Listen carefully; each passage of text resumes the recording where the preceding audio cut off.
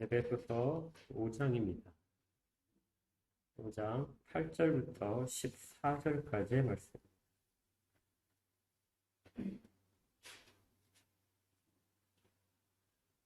에베소서 5장 8절부터 14절까지 신약성경 314쪽입니다.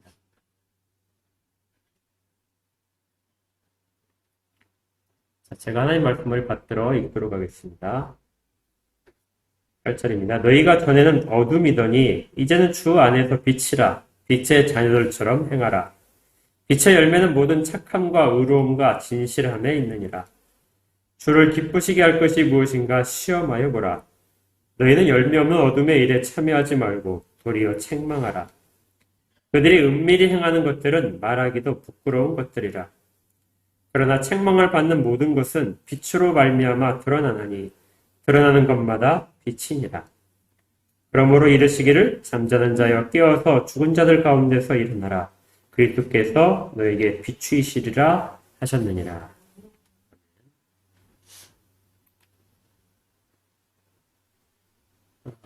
우리가 그리스도인으로서 이 사회에서 세상 가운데 속해서 우리가 살아가고 있는데 그리스도인은 세상 가운데서 어떤 관계를 유지를 해야 될까요?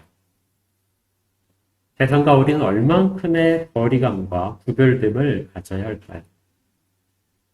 이 부분이 에베소서 5장에서 자세하게 언급이 되고 있습니다. 우리가 지난주에 살펴본 것이 우리가 세상 가운데서 살아갈 때, 이 땅의 삶을 살아가는 동안 가장 중요하게 여겨져야 될 것이 하나님의 사랑받는 자녀라는 그런 정체성이었습니다. 기억나시죠? 우리는 하나님의 사랑받는 자녀입니다. 하나님의 자녀라는 이 단어 속에 사실은 사랑받고 있다는 것이 다 이미 들어가 있는데, 그렇지 않다면 자기 아들을, 독생자를 우리를 위하여 아낌없이 내주시지 않았을 것입니다. 그리고 또한 성령 하나님께서 더러워진 영혼 가운데 들어와 계시지도 않을 것입니다. 이 모든 일들을 하나님께서 친히 낮아지심으로 우리 가운데 함께 계시는 일들, 이것들이 바로 자녀 삼아주신 그 내용 가운데 포함되어 있는 사랑받는 표현들입니다.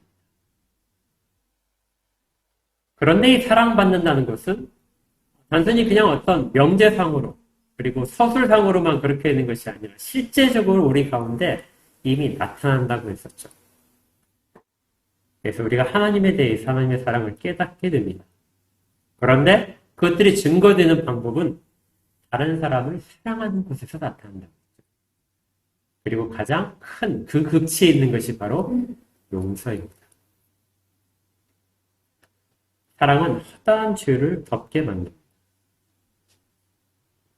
그런데 이렇게 허다한 죄를 덮는다 이렇게 하니까 사랑받는 자녀라면 다 모든 죄들을 덮어야 되는가?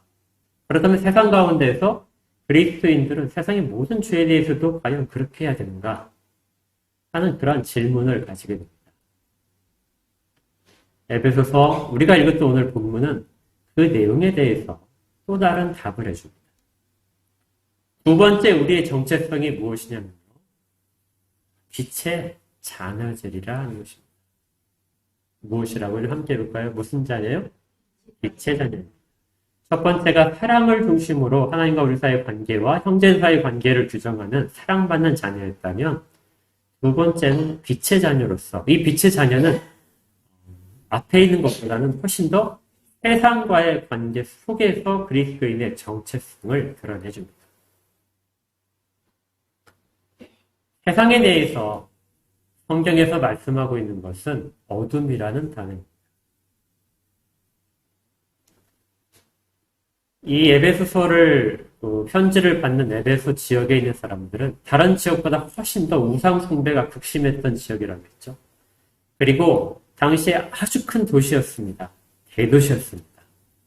그래서 그들 가운데는 물질적으로도 풍요함과 그리고 온갖 세상적인 것들이 다 만족되는 그런 탐욕과 욕망들이 다 범람하는 그런 도시 속이었습니다. 그런 속에서 이 그리스도인들이 이전의 삶을 살고 있었는데 그러한 상태를 무엇이라고 바울이 이야기하냐면 8절에 너희가 전에는 어둠이었다. 이게 좀 색다른데요. 그들이 어둠 속에서 살았다가 아니라 뭐라고 해죠? 그들 자체가 어둠이었다. 지금 우리에게 적용한다면 저도 여러분도 이전의 삶이 뭐라고요? 어둠이었다. 다 어둠이었다 그럽니다. 어둠은 과학적으로 볼 때는 어떤 상태가 어둠이냐면요. 빛이 없는 상태가 어둠입니다. 어둠은 실체가 아니죠. 어둠은 어떤 실제 하는 것이 아니라 어떤 상태를 가리키는 말입니다. 빛이 없는 상태, 빛이 하나도 없은 것을 우리가 흑암이다 이렇게 표현을 하죠. 빛이 결핍되면, 빛이 비춰지지 않으면, 그 가운데 어떤 빛이 없다면 그것이 바로 어둠인 것이죠. 성경에서는 이 세상을 어둠이라고 규정을 합니다. 요한복음을 보시면 요한복음 1장을 한번 우리 찾아볼까요?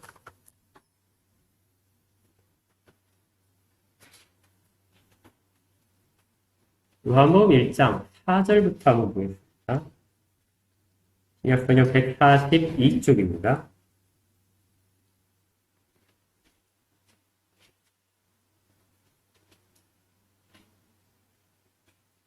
요한복음 1장 4절입니다. 제가 읽겠습니다. 그 안에 생명이 있었으니 이 생명은 사람들의 빛이라. 빛이 어둠에 비추되 어둠이 깨닫지 못하더라. 하나님께로부터 보내심을 받은 사람이 있으니 그의 이름은 요한이라. 그가 증언하러 왔으니 곧 빛에 대하여 증언하고 모든 사람이 자기로 말미암아 믿게 하려 합니다. 그는 이 빛이 아니요 이 빛에 대하여 증언하러 온 자라. 참빛 곧 세상에 와서 각 사람에게 비추는 빛이 있었으니 그가 세상에 계셨으며 세상은 그로 말미암아 지은 바 되었을 때 세상이 그를 알지 못하였고 자기 땅에 오매 자기 백성이 영접하지 아니하였으나. 세상을 어둠이라고 말한 것은 어떤 범죄적인 그리고 탐욕에 물들어 있는 상태로서의 어둠뿐만이 아니라 하나님에 대한 것을 알지 못하는 상태, 하나님에 대한 것을 거부하는 상태가 다 속성 가운데 있게 됩니다. 그래서 바울이 지금 에베소 5장 8절에서 너희가 전에는 어둠이었다. 이 말은 그들이 이전에 어떤 다 폭력배 출신이고 어떤 사기꾼 출신이고 어떤 이단에 다 빠져있는 그런 사람들로서의 어둠에 있었다가 아니라 일반적인 사람이었다는 것입니다. 일반적인 세상에 속해 있는 사람들. 그들이 바로 어둠에 속해 있는 자들이라는 것입니다. 주님께서도 마태복음에서 이렇게 말씀하셨습니다. 마태복음 4장 15절에서 17절에요. 화면을 보시고 같이 읽겠습니다. 시작. 물론 땅과 납달리 땅과 요단강 저편 해변길과 이방의 갈릴리여 흑암에 앉은 백성이 큰 빛을 보았고 사망의 땅과 그늘에 앉은 자들에게 빛이 빛이었도다 하였느니라. 이때부터 예수께서 비로소 전파하여 이르시되 회개하라 천국이 가까웠느니라 하시더라. 주님이 자신이 사역하실 부분에 대해서 천명하신 구절인데요. 이때 주의 말씀이 앞으로 전해질 모든 땅들에 대해서 그 땅의 상태가 흑암이다. 그리고 사망의 땅이다. 그리고 그늘에 앉아있다. 이렇게 표현을 하셨습니다. 그리고 이것과 대비되는 것이 천국입니다.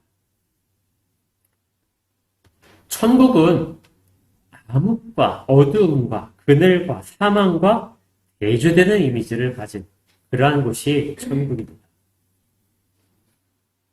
이전에 이렇게 천국에 대한 하나님 나라에 속하지 않은 모든 상태가 성경에서 말하는 어둠의 상태라는 것이죠. 이전에 우리도 모두 다 그런 어둠 속에서 있었습니다. 물론 그 어둠이 다 아직까지 없어지지 않은, 거치지 않은 사람도, 그런 상태에 있는 사람들도 있을 수 있지만, 빛은 어둠을 항상 내어 쫓게 만듭니다. 어둠은 빛을 이기지 못하는 것이죠. 그래서 우리 가운데 변화된 모습들이 나타나게 되었습니다. 그것을 바로 빛의 자녀라고 하는 것이죠. 본문에서 8절에서 너희가 전에는 어둠이었다. 이 어둠의 속성을 가지면은 어떤 사람을 인도한다 할지라도 그 사람에게 참다운 인생의 목적을 알려줄 수가 없습니다. 세상에서 아무리 훌륭한 스승이라 할지라도 그가 하나님에 대한 내용을 전할 수 없습니다. 생명에 대한 내용을 전할 수 없습니다. 그렇다면 그는 여전히 어둠에 속한 자일 뿐입니다. 어둠에 속한 자가 어둠 속에 있는 자를 끌어가는 영.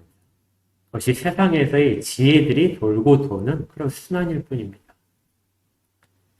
여러분들 우리 사도행전 우리 공부할 때 그 본문 말씀 한번 기억하실 필요가 있는데요. 사도행전 27장을 한번 보십시오.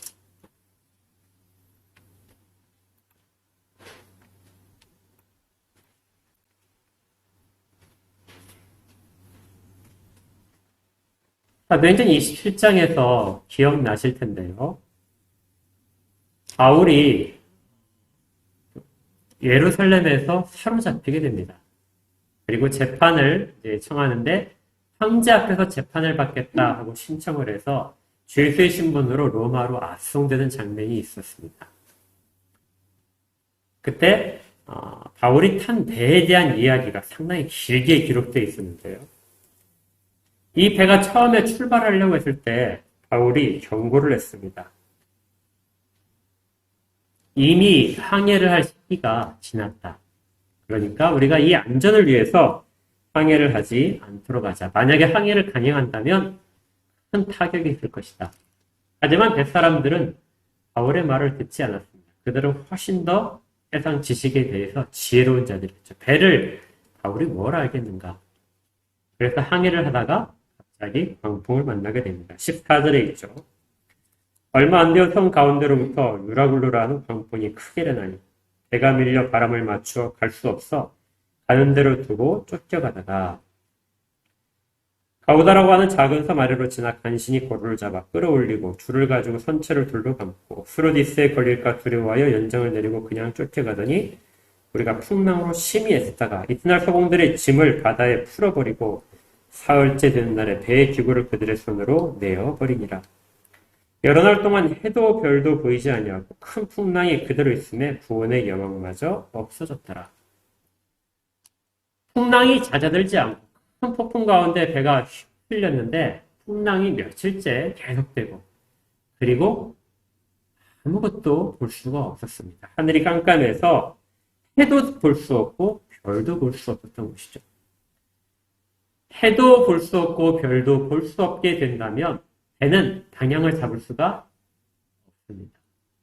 제가 어제 그 아내랑 어디 가다가 그 이야기를 들었는데 상당히 기억에 남아서 저는 인용할 건데 광야가 무서운 것은 먹을 것이 없어서도 아니고 물이 적어서도 아니랍니다. 광야가 사람들 가운데 가장 공포스러운 것은 그곳에 가게 되면 너무나 쉽게 길을 잃어버린다는 것이죠. 심지어 어떤 사람들이 캠프를 이렇게 텐트를 치고 있다가 용변을 보기 위해서 조금만 밖으로 이스라엘 백성도 그랬을 것입니다. 조금만 밖으로 나가도 어느 쪽 방향에서 내가 왔는지 쉽게 잊어버린다는 거죠. 방향을 찾을 수 없는 것. 그것이 광야와 사막의 도전. 바로 조금 전에 몇 발자국밖에 떨어지지 않은데도 그곳으로 돌아갈 수가 없는. 지금 배도 마찬가지였을 겁니다. 배도 어디로 가야 될지 방향을 잡지 못하고 풍랑 가운데서 그냥 휩쓸려 떠밀려 사는 것. 이것이 바로 어둠 속에 있는 사람들의 실제적인 모습인 것이죠. 광야도 마찬가지입니다. 우리 사실은 모두가 다 인생의 광야를 거치고 있는 것이죠. 힘든 사람만이 아니라 그대로 놔두면 아무리 풍요로운 사람이라 할지라도 경제적으로 다 가지고 지위가 높은 사람이랄지라도 그래도 방향을 찾을 수 없기 때문에 어둠 가운데 광야에서 갈 바를 모르고 헤맬 뿐입니다. 그래서 이스라엘 백성들이 가야 할 곳을 구름 기둥과 불 기둥이 이끌었듯이 그런 사람들에게 빛이 나타나지 않는다면 어둠에서 벗어날 길이 전혀 없다는 것이죠. 우리도 그런 존재였는데 우리가 빛 가운데 거하게 되면서 우리가 빛의 자녀가 되었다는 것입니다. 이 가운데 중요한 표현 하나가 주 안에서 빛이라는 것이죠. 우리가 빛이 되었다 그러니까 우리가 굉장히 고상하고 어떤 굉장히 가치가 높아진 마치 보석 같은 존재가 우리 스스로 된 것으로 그렇게 착각을 하게 됩니다. 그런데 우리의 가치는 어디에서만이 유효하냐면요. 주 안에서만 유효합니다. 우리가 빛이 되는 것은 주 안에 있을 때의 빛입니다. 주라는 우리 구주 예수라는 그 빛을 우리가 저버리고 그 밖에서 우리가 스스로 빛을 내는 것처럼 전혀 생각할 수 없다는 것이죠. 언제나 우리가 기억할 것은 우리가 빛의 자녀이다 할 때 그 빛의 자녀됨은 주 예수 그리스도 안에서의 빛의 라입니다. 빛의 자녀가 되었다는 것은 이런 속성이 있죠. 빛으로만 우리가 태어난 것입니다. 우리가 이제는 어둠이지만 이 지금부터 살고 있는 중생한 자들의 모든 삶은 빛으로 된 삶이다. 그리고 빛을 보면서 살아가는 것이죠. 주 예수만 우리의 본이 되시는데 그 본이 빛이기 때문에 빛의 자녀로서 따라가야 될 것은 바로 빛의 삶입니다. 그런데 이 빛의 삶에서의 첫 번째 중요한 실천적인 내용입니다. 빛이 이 세상 가운데 나타나게 되면 어둠에서 전혀 우리가 알 수 없었던 것들이 비로소 드러나게 됩니다. 11절을 보십시오. 너희는 열매 없는 어둠의 일에 참여하지 말고 도리어 어떻게 하라고요? 책망하라. 빛이 나타나게 되면 빛으로 인해서 어둠 속에서 전혀 드러나지 않았던 숨겨져 있던 은밀했던 것들이 폭로가 되기 시작합니다. 우리도 그렇지 않습니까? 우리가 말씀을 받기 전에 주를 알기 전에 주를 내 구주로 고백하기 전에 살고 있던 모든 인생에 있어서의 습관들 그리고 우리가 생각했던 가치관들이 빛에 의해서 예수 그리스도의 말씀에 의해서 폭로되게 된 것이죠. 그들이 얼마나 허망한가 가치 없는 것들인가. 그것들 우리 영생에 있어서의 영생으로 있는 길 가운데 어떤 한 조각도 보태지 못한 그런 내용들을 우리가 스스로 알게 되는 것이죠. 또한 사회적으로 불의가 무엇인지 왜 그것이 인간을 그렇게 힘들게 만드는지에 대한 그런 판단 기준도 빛이 나타남으로써 세상 가운데 방향을 제시할 수 있습니다. 그래서 우리나라 역사를 보게 되면 근대화가 시작될 때 이 근대화되는 모든 과정을 이끌었던 중요한 단체들이 바로 다 기독교 단체들이었습니다. 노동운동의 핵심에도 그리스도를 따르는 자들이 그 부분에 악한 기업주들과 불평등한 모든 제도들을 고발하며 이 땅의 인권의 운동도 시작되었던 것이죠. 빛은 어둠에 대한 것들을 폭로해야 됩니다. 그래서 앞에 사랑받는 자녀들이 허다한 죄를 덮는다고 하지만 그 허다한 죄를 덮기 전에 먼저 이루어지는 작업이 무엇이냐면 빛이 나타나는 위에서 다 폭로되고 드러나는 것입니다. 더 이상 드러나지 않을 때까지 드러내는 것. 이렇게 폭로되지 않는 것들이라면 빛에 노출되지 않는 것들입니다. 우리 가운데서 깨달아지지 않는 죄된 습성이 있다. 그렇다면 우리는 여전히 아직 빛에 다 담기지 못한 상황이라는 것이죠. 빛의 자녀라면 빛으로 채워져야 됩니다. 이 세상 가운데 폭로하는 기준은 빛의 자녀들만이 알 수 있습니다. 어둠은 전혀 자기들이 어두운 상태를 깨닫지 못하고 만이 그 어둠의 상태를 적나라하게 나타내줄 수 있습니다. 그런데요, 이 폭로하는 방법 중에 아주 중요한 원칙이 또 있습니다. 그것이 9절인데요.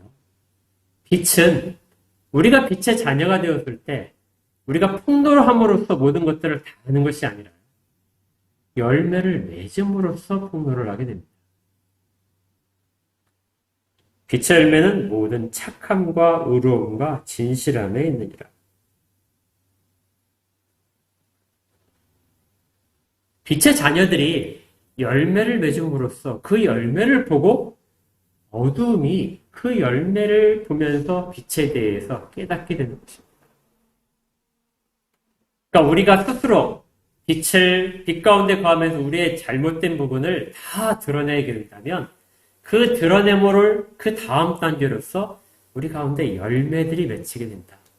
그 열매가 무엇이냐면 첫 번째가 모든 착함입니다. 착함이라고 하는 것은 어떤 도덕적인 선행, 이 부분을 반드시 담고 있습니다. 그러면서도 또 담긴 것이 바로 사람들을 이끌어갈 수 있는 지혜와 위로입니다.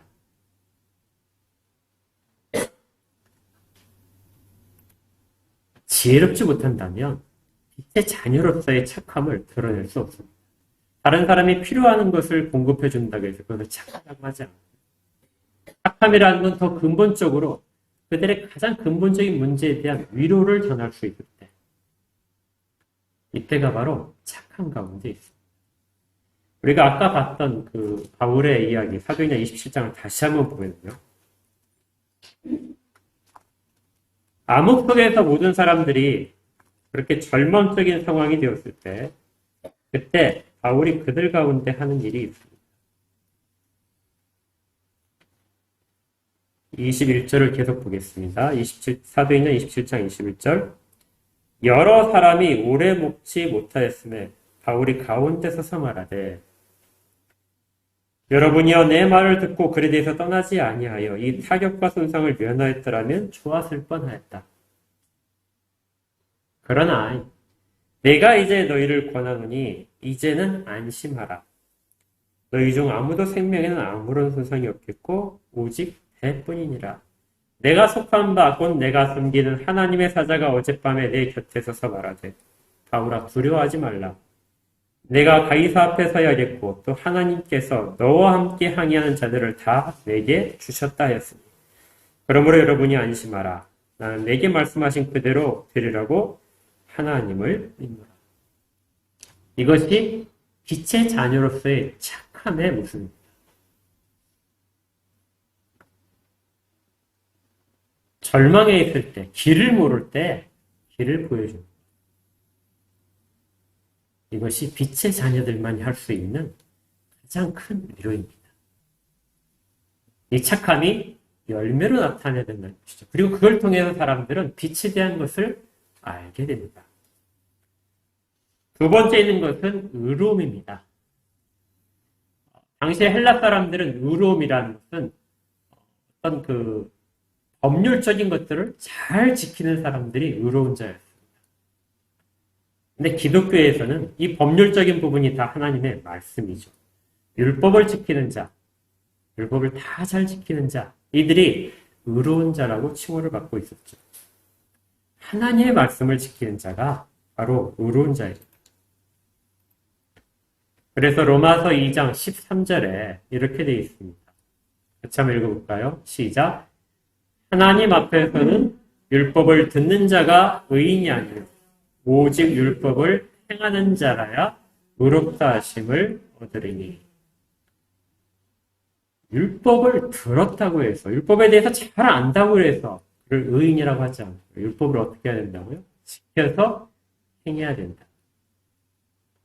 여기에서 율법은 구약에 있는 율법을 말하는 것이 아니라 완성된 율법, 그리스도의 말씀입니다. 하나님의 말씀을 듣고 그대로 행하려고 할 때 이러한 자들을 뭐라고 하나요? 의롭다 하는 것이죠. 빛의 자녀들은 빛의 속성을 받게 되면 빛에 따라서 움직입니다. 그것이 바로 하나님의 말씀에 순종하는 것이죠. 바울이 마지막에 했던 말, 나는 내게 말씀하신 그대로 될 것을 믿는다.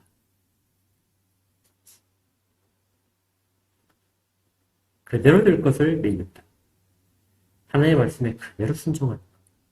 이것이 바로 빛의 자녀들이 맺고 가는 열매입니다. 세 번째로는 진실함입니다. 이 진실함이라는 것은 간혹 진리라는 말로 표현되기도 하고 진실함으로 번역되기도 합니다. 진리는 영원히 변하지 않는 속성을 말하고 진실함이란 우리가 도덕적인 실천력을 말할 때도 사용됩니다.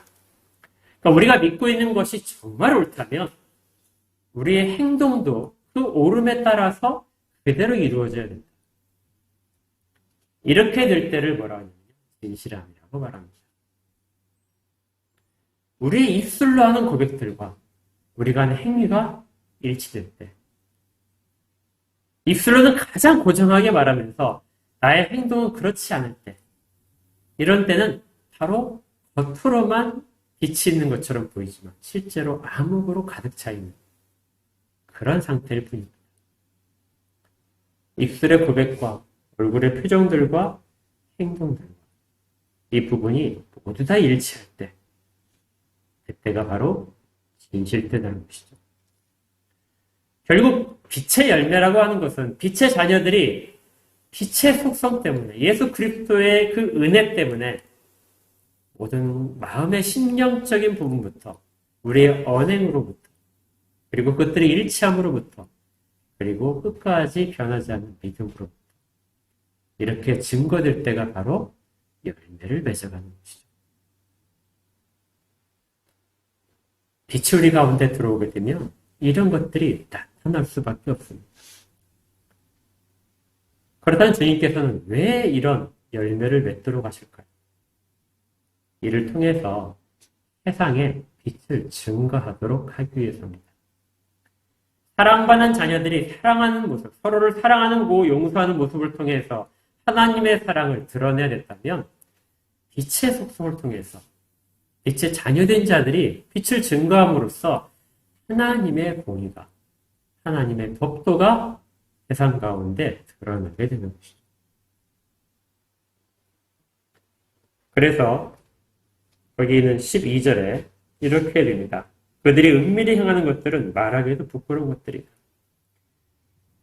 그러나 책망을 받는 모든 것은 빛으로 말미암아 드러나느니 드러나는 것마다 빛이니라. 이 부분은 이사야 60장에는 내용을 근거로 하고 있습니다. 먼저 마태복음을 먼저 찾아볼까요?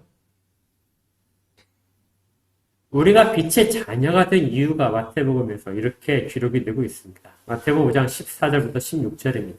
여러분들이 잘 아시는 구절이죠. 같이 읽겠습니다. 시작. 너희는 세상의 빛이라. 산 위에 있는 동네가 숨겨지지 못할 것이요. 사람이 등불을 켜서 말 아래에 두지 아니하고 등경 위에 두나니 이러므로 집안 모든 사람에게 비치느니라. 이같이 너희 빛이 사람 앞에 비치게 하여 그들로 너희 착한 행실을 보고 하늘에 계신 너희 아버지께 영광을 돌리게 하라. 너희는 세상의 빛이다. 산 위에 있는 동네가 숨겨지지 못할 것이다. 여기에 산 위에 있는 동네가 무엇일까?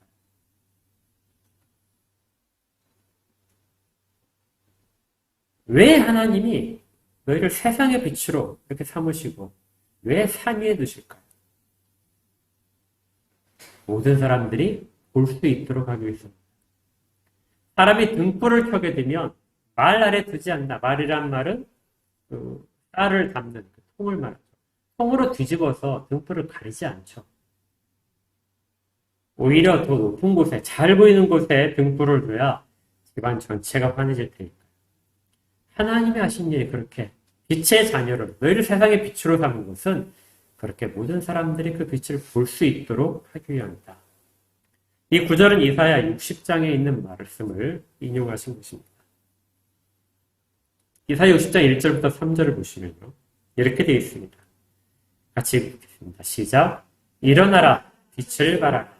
이는 내 빛이 이르렀고 여호와의 영광이 내 위에 임하였음이니라. 보라, 어둠이 땅을 덮을 것이며 깜깜함이 만민을 가리려니와 오직 여호와께서 내 위에 임하실 것이며 그의 영광이 내 위에 나타나리니 나라들은 내 빛으로 왕들은 비치는 내 영광으로 나아오리라. 아멘. 이것이 예루살렘에 대한 예언이었습니다. 일어나라, 이제 빛을 발하라. 네가 빛이 되었다. 너희는 세상의 빛으로 내가 세웠다. 어둠이 땅을 덮을 것이고 깜깜함이 만민을 다 가리우겠지만 오직 여호와께서 너희들 가운데 임하신다면, 그리고 그 영광이 너희 위에 나타난다면 나라들이, 어둠 가운데 있는 나라들이, 깜깜한 가운데 속해 있는 자들이 그 빛을 보고 그 빛을 보면서 찾아오게 될 것이다. 나라들은 내 빛으로, 왕들은 비치는 내 광명으로 나올 것이다. 이것이 빛의 자녀들이 세워진 목적입니다.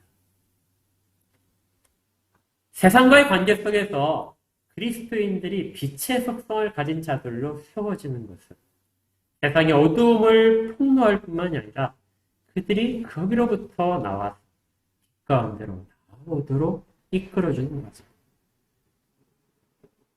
이것이 우리를 빛의 자녀로 삼으신 목적들인 것이죠.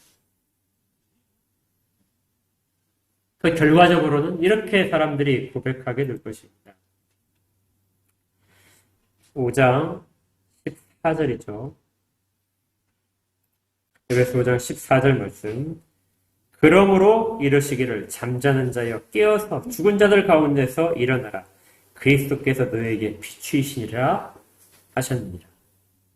그리스도께서 모든 자들에게 비추실 것이라는 것입니다.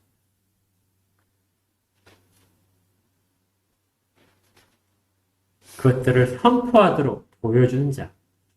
그것이 바로 이 땅 가운데 빛의 자녀인 그리스도인들입니다.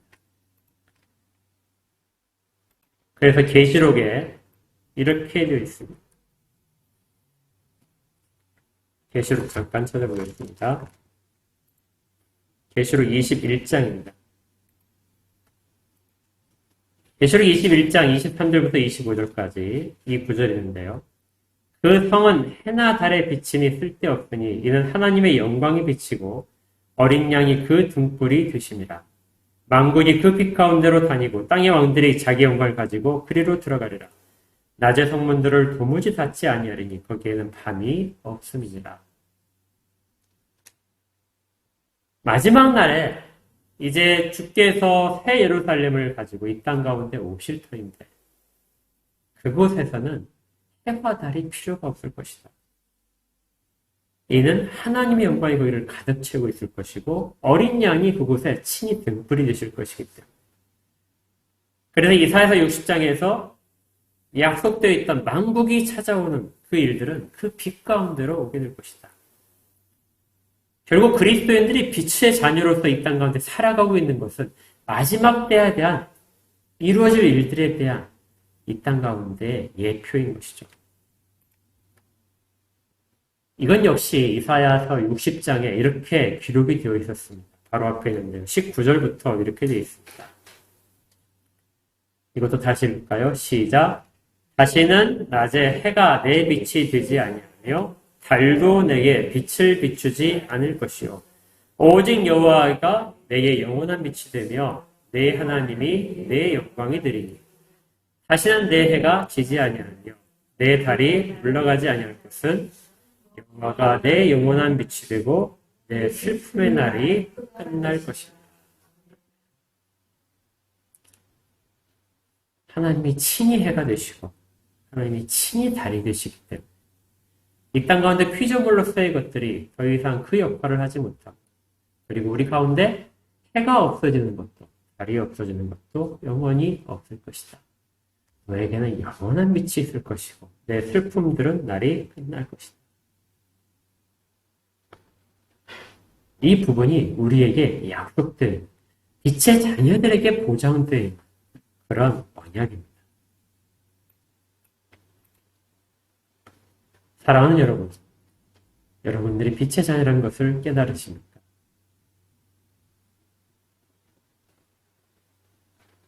우리 가운데 어두웠던 부분들이 다 폭로가 되었습니다. 빛이 우리 가운데 들어오니까 우리가 이전까지는 이 부분은 괜찮겠지 하는 부분들조차도 어둠에 속해 있는 것이라면 정말 생명의 열매를 맺지 못하는 것들이라면 빛의 열매가 나타나지 못할 것들이라면 그것들이 다 폭로가 되고 그 폭로된 것들이 우리 가운데 철저하게 회개가 되고 그래서 빛의 속성을 따라가는 그런 일들이 우리 가운데 일어나야 됩니다. 우리 오늘 읽었던 에베소서 5장에 대한 13절부터 내용이 현대어 성경에는 이렇게 기록되어 있습니다. 이 말씀을 한번 우리 같이 읽겠습니다. 시작. 그러나 여러분들이 그것을 폭로할 때 빛이 그 정체를 밝혀줄 것입니다. 그러면 스스로 잘못을 깨우쳐 그 중에 몇 사람은 빛의 자녀가 될 수 있을 것입니다. 이 때문에 하나님께서는 성경에서 이런 말씀을 하셨습니다. 시온아 어서 깨어나 힘을 내어라. 거룩한 도성 예루살렘아 지극히 화려한 내 예복을 다시 입어라. 우리가 그리스도인으로서의 그 감격을 혹시라도 잊어버렸다. 그리고 빛에 속해 있는 것들을 우리가 잠시 잊었다. 이 말씀은 그 일들을 다시 깨우쳐서 우리로 하여금 빛의 자녀들의 모습, 그 화려한 예복을 입도록 그리고 우리의 예복을 입은 모습을 통해서 세상이 스스로 어둠에 속해 있는 것을 깨닫도록 그리고 마침내 어떤 사람들 빛의 자녀들을 따라서 그곳으로 나올 수 있어요. 이것이 빛의 자녀들에게 주어진 소명입니다. 우리는 다 이 소명을 받도록 이미 이끌림을 받았습니다. 그리고 빛 가운데 거하도록 되어 있죠. 우리가 주 안에 있기 때문에 주 안에 있는 빛의 존재가 된 것입니다. 그리고 빛의 자녀이고 빛을 따라가도록 그렇게 우리 앞에 본이 보여져 있는 것이죠. 우린 지금도 이 일을 함께 가야 됩니다.